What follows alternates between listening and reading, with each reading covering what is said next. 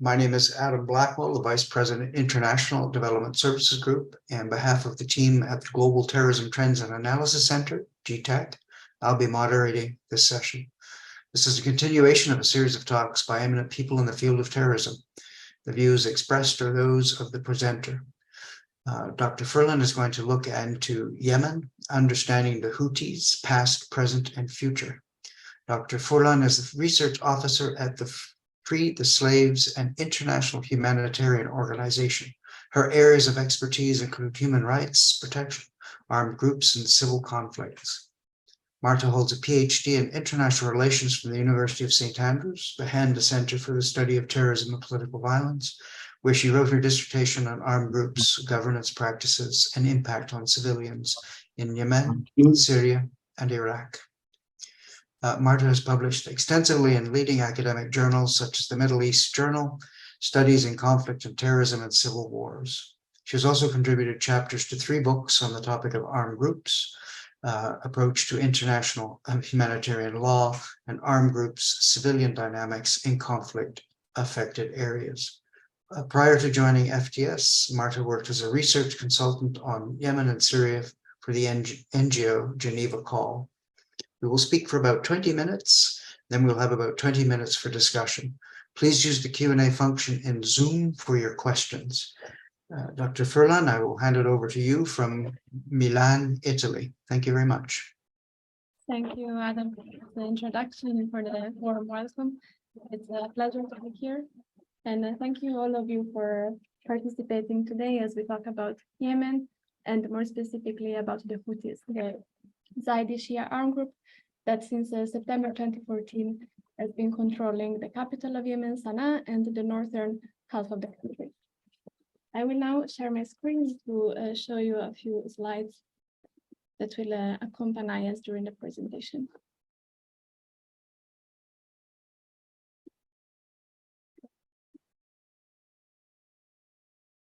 So, I think, first of all, that the conversation that we are having today on the Houthis is a very important one to have for 2 main reasons. One, because most of the discourse on Islamist armed groups is focused on Sunni armed groups, which is understandable to some extent, but expanding the discussion to a Shia, and more specifically Zaidi Shia armed group, is very interesting to illuminate the picture and to better understand all the complexity and diversity that characterizes contemporary Islamist armed groups.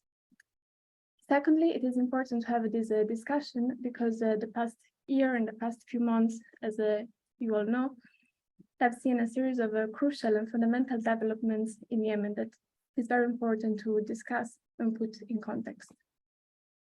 So while I assume that most people are familiar with the Houthis and with their background, I still think that it is important to spend a few words on their ideological and political roots, because these are critical to understand how the Houthis are behaving and how they are positioning themselves with respect to the events that are taking place in Yemen. So the Houthis, who refer to themselves as Ansar Allah, is a movement from the northern Sada governorate that is pointed here by the green arrow. Their roots are in the Believing Youth, which was a network of associations, sports clubs, and summer camps that was established in the north of Yemen to represent the Zaidi Shia interest in a very specific moment in time in which the central government in Sana'a was deliberately neglecting the northern area where the Houthis are. And at the same time, a moment in which the Saudis were supporting Salafi proselytization in these northern areas, which are a stronghold of Zaidism. So it was in the background of those early expressions of Zaidi activism and revivalism that the Houthi movement came into being in the 90s.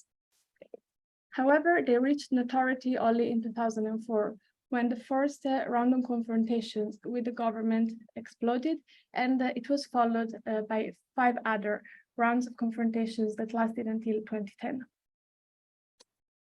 As mentioned, the Houthis members belong to the Zaidi sect of Shia Islam. Zaidism is quite different from the Twelver Shiism that is practiced in Iran. Without going into much detail into the differences, it is worth to point out that the Zaydis believe in a religious obligation to overthrow an unjust and corrupt ruler through rebellion. And importantly, and actually very importantly to understand the Houthis, they emphasize the primacy, the supremacy of the Sada, or Ahl al-Bayt, who are the direct descendants of the Prophet Muhammad through the line of Fatima. And the Houthis claim that they are Sada, so that they are descendants of Muhammad. However, at the same time, it is relevant to remember that the Houthis have also introduced a series of innovations inspired the doctrine prevalent in Iran, which are less connected to the Zaydi history of Yemen. This is most evident in the claim that the ultimate political, religious, and military authority is in the hands of a supreme leader, in the case of the Houthi, Abdul Malik al-Houthi, who is infallible, to whom everyone owes blind obedience, and who received from Allah himself the right to rule. As I was mentioning, the Houthis' ideology, far from being a simple rhetorical instrument, is crucial to understand the group and its behavior. We cannot, I believe, understand the Houthis' engagement in war, the Houthis' engagement in politics and governance, and most recently, the Houthis' engagement in peace negotiations with the Saudis without looking at their ideology. Let's skip now to 2011, when the Arab Spring arrived in Yemen and the Houthis joined the popular opposition against President Saleh.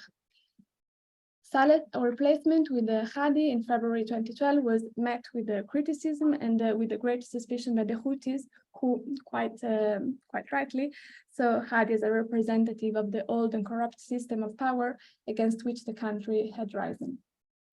In particular, back then, the National Dialogue Conference that was put together, reuniting all the main Yemenite political forces to find an agreement on the way forward, failed to respond to the Zaydis and therefore to the Houthis' political demands and territorial claims, because in the proposed federal system, the area that was allocated to the Zaydis was a small area in the north that had no access to the sea and no access to significant natural resources. In 2014, capitalizing on the political instability created by the Arab Spring, the failures of the National Dialogue Conference, and the weakness of President Hadi's government, the Houthis surprised pretty much everyone. They aligned with President Saleh and they launched an insurgency against the government. And they established control over the northern half of Yemen. Here, there is a map that is pretty recent, from May 2023, from the Sana Center, that displays the current areas of control, and you see the Houthi area in the so this is a very good map to keep as a reference as we discuss.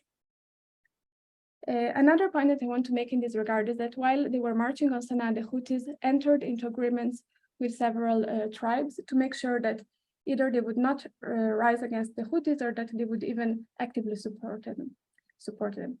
However, after conquering this northern part of Yemen, the Houthis, as it has been typical of their partnership system and their partnership strategy, they moved to establish control over the tribes, often removing prominent tribal figures, sheikhs, from their position and replacing them with the younger figures that were more loyal or more closely connected to the Houthi movement.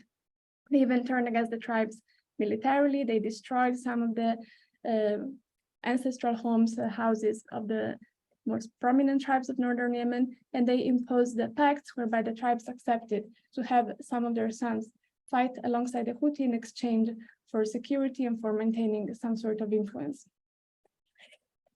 Here, I also want to emphasize that what the Houthis wanted back then, when in 2014 they launched their insurgency, and what they still want to this day, was to bring all of Yemen under their control. And this is, as I was saying, very important to understand the Houthis movement today. Their ultimate objective remained that of extending to the entire Yemeni territory the authoritarian and coercive system of governance that they have established in the northern half of Yemen.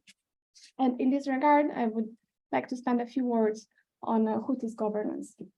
So the Houthi governance structure is led from the top by Abdul Malik al-Houthi, who, as we said before, is the supreme leader to whom everyone owes obedience because of this allegedly God-given right to rule.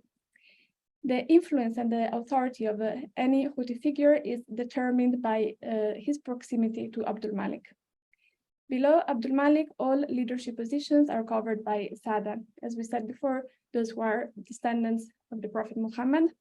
They are covered by people who are close to the Houthis through family ties, either by blood or by having married into the Houthi family, and by people who fought with the Houthis back then during the Sada wars between 2004 and 2010. After conquering the northern half of Yemen, the system that the Houthis have established is a highly authoritarian one. Everyone who is suspected of opposing the Houthis is arrested when not even killed. Freedom of speech and expression have disappeared completely, with journalists a regular target of the Houthis' violence. Taxes are imposed for the exclusive benefit of the group, and they are collected for pollution and violence. Religious minorities, as we saw most recently with the Baha'is, are persecuted, and women have seen their liberties and freedoms progressively suppressed. Another important point to cover when discussing the Houthis is the relationship with Iran. I will not go too much in depth here, but there are some points that are worth making. After capturing Sana'a in 2014, Iran began to provide increasing support to the Houthis because at that moment of time, it saw the Houthis as a great opportunity to obtain an important strategic advantage over Saudi Arabia at a very low cost. So obtaining a strategic advantage that didn't imply intervening directly into the conflict. In this regard, Iran has provided the Houthis not only with the weapons such as UAVs and missiles, rifles and light machine guns and weapon parts, but also with training and capacity building to ensure that the Houthis develop the necessary skills and expertise. And here, not only trainers were connected to the revolutionary Guard Corps in Iran, but also trainers connected to Hezbollah have played a very important role. However, it must also be remembered that the Houthis have never become a perfect Iranian proxy, and certainly not one that can be compared to Hezbollah. So the relationship between the Houthis and Iran is not the same relationship between Hezbollah and Iran. Also, since 2014, the Iranian influence over the Houthis has increased from an ideological point of view. And this became evident in the promotion in Houthi areas of cultural and religious events and ceremonies that have no clear link to the Zaidi history in Yemen. Some examples in this regard are Ashura, the mourning of the martyrdom of the Prophet's grandson Hussein, Al-Quds International Day or Jerusalem Day, which was famously declared and initiated by Ayatollah Khomeini to express support for the Palestinian cause and the opposition to Israel and to Zionism. And finally, Eid al-Khadir, who is celebrated by Shia Muslims as the day that the Prophet Muhammad designated Ali as his successor to the caliphate. And this, while it did exist to some extent in Yemen before in private celebrations, under the Houthi it became a public holiday. However, despite the support given by Iran, as we all know very well, following the Saudi and Emirati intervention in mid-2015, the conflict has progressively turned into a stalemate. And this stalemate was nowhere more evident than in Marib, the governorate in central Yemen over which the Houthis and the UAE-backed armed groups have been fighting with no significant achievement on neither side for the past 2 years.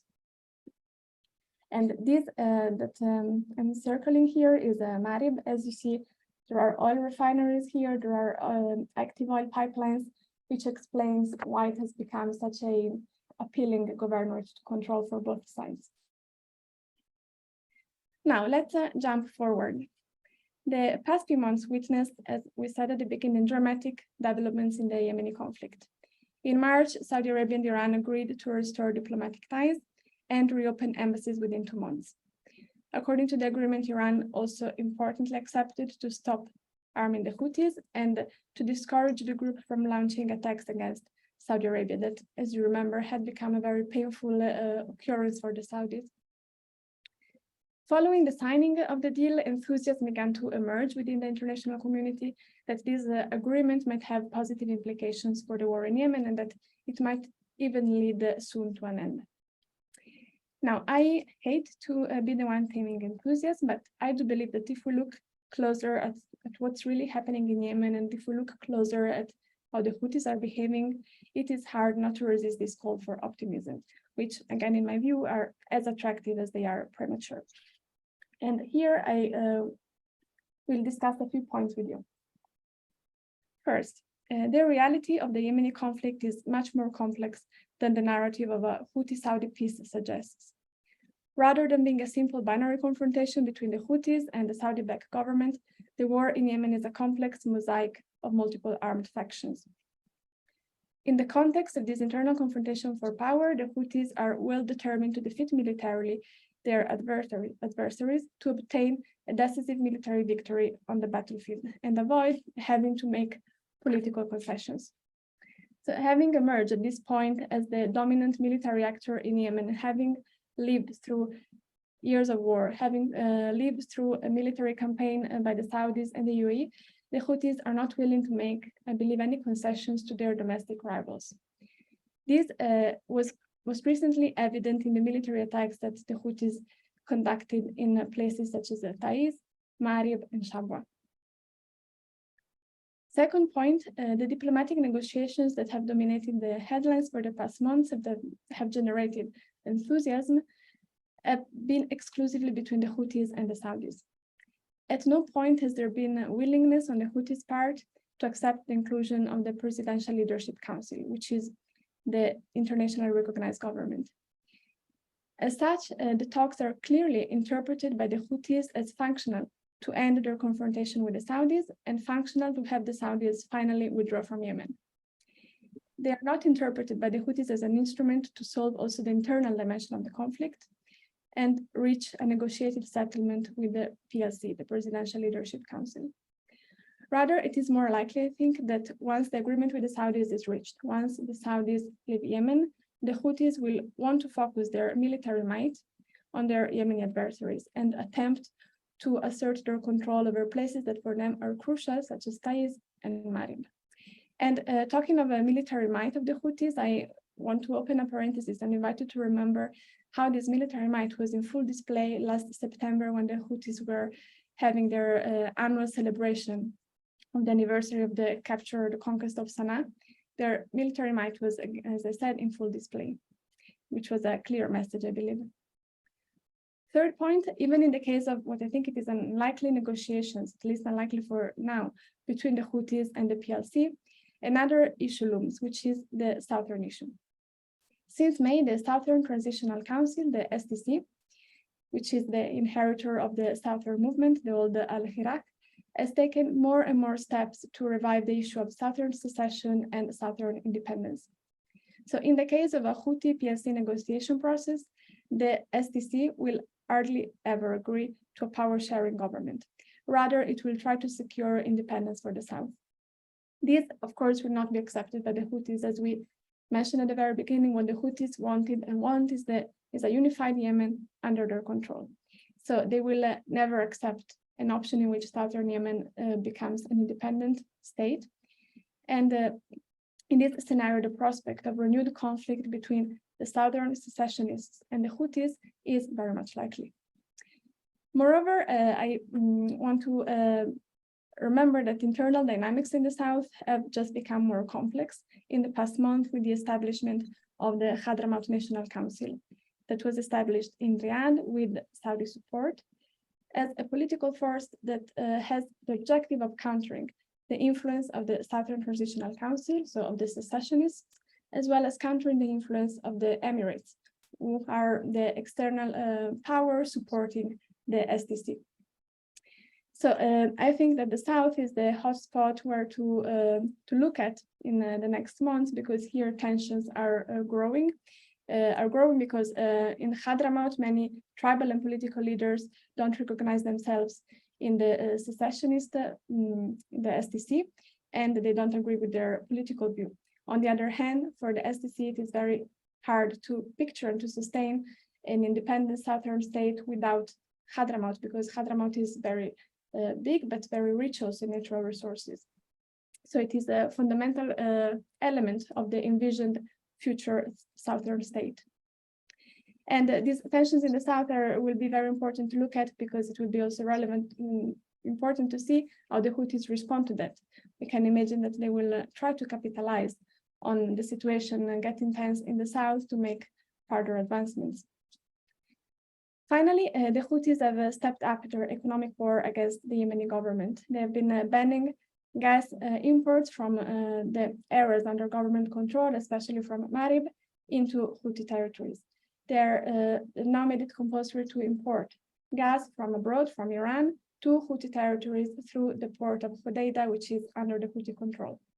This means that now the government has lost a source of revenue.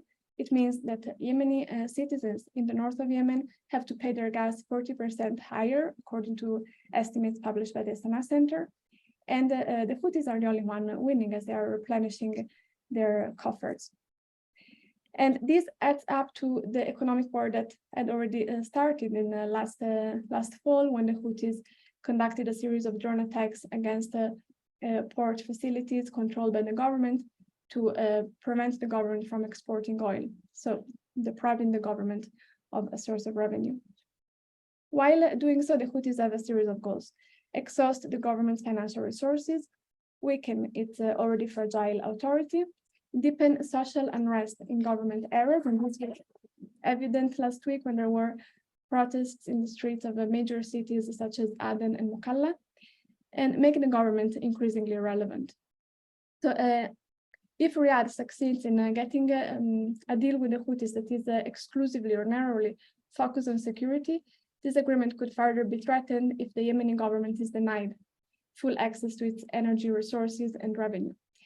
And in this, it will be supported by the southern armed groups, because their independence goal is negatively affected by this economic war.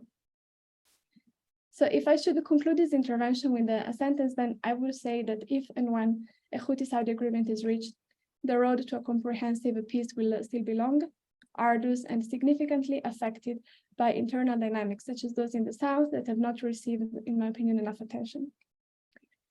Ignoring this now will come at a higher price later.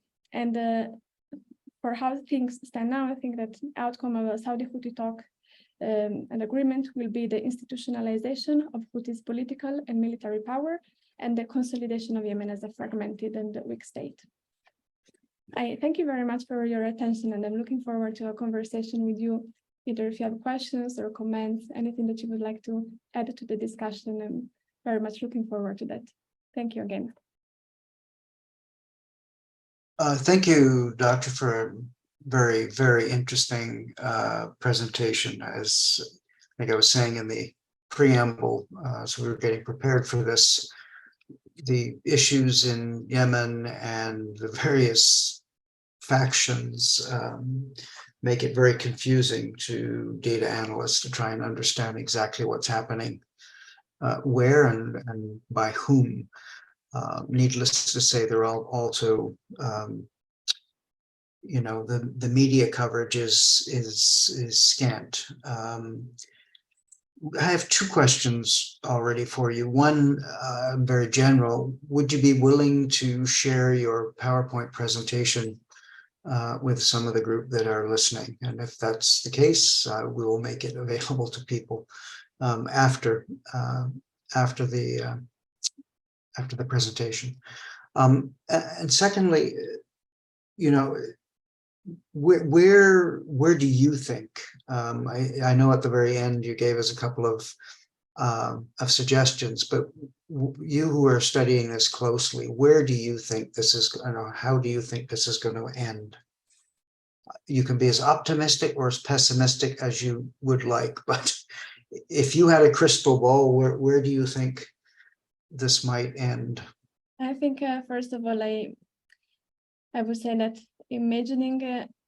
going back to imagining Yemen as a unified state has become very hard. I think that it was already The agreement in 1990, when the two parts of Yemen, North and South, were put together, was already staying on very weak and unstable foundations, as it was evident in 1994 when a civil war broke out. And I think that this war has broken almost completely the very thin thread that was keeping the two parts of Yemen together. But it has made it even more complicated because it's no longer even just North Yemen and South Yemen. Now we have such a great fragmentation that, as I was saying towards the end, even inside the South itself, we have different armed groups with different visions of what they want Yemen to look like. So I think this adds up to the complexity and make it very hard to think that we will ever go back to having Yemen as a unified state, a unified member of the international community. Okay. The second question I have here for you is talk about complexities. Do you think there would be a conflict, or how is the conflict emerging between Saudi Arabia and the UAE, given the UAE supports the STC and this is obviously having a destabilizing impact on the country? Yeah, that's a very good question. Thank you for asking it. I think, first of all, both the Saudis and the Emiratis are not looking for a war. They clearly have the intentions of avoiding as much as possible a confrontation. But it is true that in Yemen, they have developed over time very different strategies, very different interests. And for the moment being, the Emiratis seems to be the one having a better position. They have managed to build a better presence on the ground through different armed groups. We have the SDC, but we have the Shabwa Defense Forces, the Giants Brigades, while the Saudis that invested so much in the war suddenly found themselves with no real actor on the ground, because the PLC, this government of unification that they put together last year, is so weak and so irrelevant. So most recently, they created the National Shield Forces as an armed group and a military faction that could represent its interests. Most recently, the Hadramaut National Conference. So I think that we see the Saudis getting very nervous because they are about to leave Yemen if and when they reach an agreement with the Houthis, but they haven't built any kind of influence, while the Emiratis have been better at this game. Excellent. Please, everybody, put your questions in the Q&A function in Zoom. We still have lots of time for questions. One that comes to mind is I've sensed that we're hearing less about drone attacks from Yemen into the UAE and Saudi Arabia. Is that the case, or is this part of the agreement? Or part of the prelude to the agreement? Yes, I think that makes sense, given that the Houthis are also interested in having this agreement with the Saudis. So I think it inserts this evidence of less drone attacks makes sense for the Houthis, but let's remind that it is always also accompanied by attacks inside Yemen and Shabwa, Marib ties against Yemeni factions. So it's a good thing from some point of view, the fact that they're not engaging in war against the Saudis anymore, but let's remain vigilant to what is happening inside Yemen between different Yemeni factions. And you know, broadly, what's the impact of the I'm going to call it chaos inside Yemen on countries, you know, close by, like Oman or southern Saudi Arabia? What do you think is the kind of what could be a broadening impact if there is no solution to this crisis? It's a very hard question to answer. I think the Saudis, if they reach an agreement with the Houthis, then they will make sure to reach an agreement that emphasizes security along the Saudi-Yemenite border.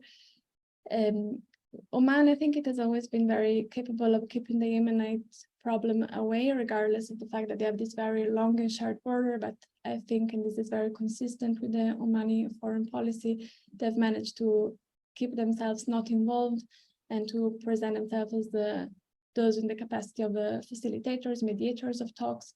So I think they might be in the position of not being so dramatically or negatively affected. And Here's a question from our own Dr. Cengiz, and who recently was nominated for a major award by the George Mason University. So congratulations to you, Mahmoud. So he has a question here. Two blocs have targeted each other in Syria and Yemen, and Iran occupies a special place in these two blocs. So far, Iran's group bloc has been successful in both countries. How do you explain this situation? What has contributed to Iran's success? Well, I think that if we look at Yemen, then what has definitely contributed to Iran's success is that it managed to make a very good investment with very little capital put. So it managed to not get itself involved in the war. That was the big mistake of MBS back in 2015, the dramatic foreign policy adventure of the Saudis, while Iran managed to find a way in which it would support this Houthi as armed group, as a ally in Yemen, without having to never pay the cost of a direct intervention. So I think that from an Iranian perspective, that was a strategy that managed to pay off very well in time. And it remains to be seen how this will develop in the next months, because it is true that in the agreement with the Saudis, they committed not to provide weapons and to discourage attacks. But we have to see to what extent this will really happen. We've already seen some media, or most recently in the UN Security Council during the discussion on Yemen, accusations of Iran still shipping weapons to the Houthis.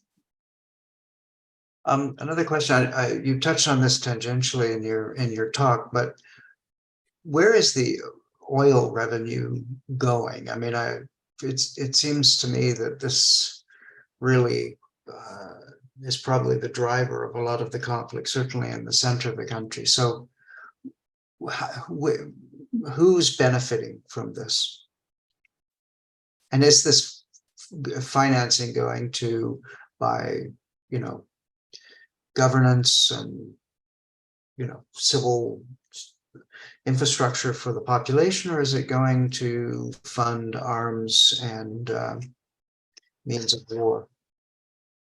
If we look at northern Yemen, then the answer, unfortunately, is that no revenues goes for the population's benefit. The Houthis have been differently from other groups that we've seen in the Middle East that invested some resources into real governance efforts. The Houthis have not done the same. Also, the taxes that they've been collecting since 2014 inside northern Yemen from the population, the bank accounts that they've taken control of, the assets that have taken, they've never been invested into building anything that can resemble a functioning administration, public services.